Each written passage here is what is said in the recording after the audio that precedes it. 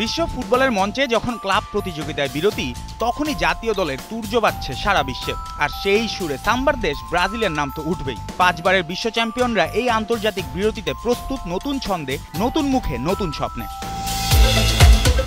তারই ধারাবাহিকতায় ব্রাজিল জাতীয় দলের দায়িত্ব নেয়ার পর প্রথমবার পুরো স্কোয়াডকে একত্র করলেন কার্লো আনচেলোত্তি। লন্ডনের আর্সেনাল ট্রেনিং সেন্টারে আজ অনুষ্ঠিত হলো ব্রাজিলের প্রথম পূর্ণ অনুশীলন সেশন, যেখানে উপস্থিত ছিলেন স্কোয়াডের 26 জন ফুটবলাররাই।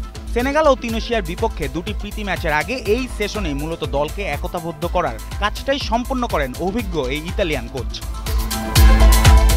এদিন প্রথমেই খেলোয়াড়দের সঙ্গে আনচেলোত্তির দলগত আলোচনার পর শুরু হয় warm up session. Physical drill শেষে হয় বল নিয়ে অনুশীলন। ছোট মাঠে উচ্চগতির পাসিং ও দ্রুত ট্রানজিশনের অনুশীলনে ব্যস্ত দেখা যায় খেলোয়াড়দের। গোলরক্ষক হিসেবে পালাক্রমে দায়িত্ব নেন বেন্তো, জন ও এডারসন। আনচেলোত্তি নিজেই মাঠে ঘুরে ঘুরে পজিশন ও গতি নিয়ে নির্দেশনা দেন। পাশে ছিলেন সহকারী পল ক্লিমেন।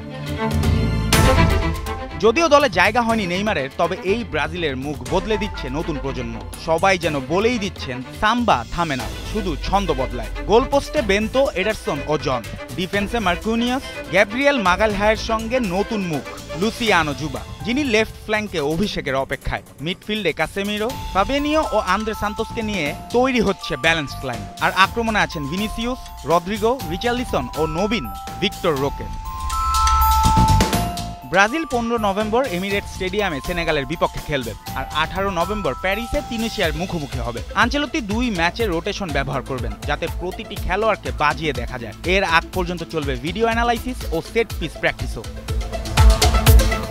2026 বিশ্বকাপকে কেন্দ্র করে স্পষ্ট বার্তা দিয়েছেন আনচেলোত্তি। দক্ষতা ও নতুন খেলোয়াড়দের জেলিংয়ে শক্তিশালী ব্রাজিল। এখন দেখার বিষয় সাম্বা আবার কতটা উজ্জ্বল করতে পারে 5 বারের সেই মহিমাময় নক্ষত্রমালা। জুবায়ের নূর, 71।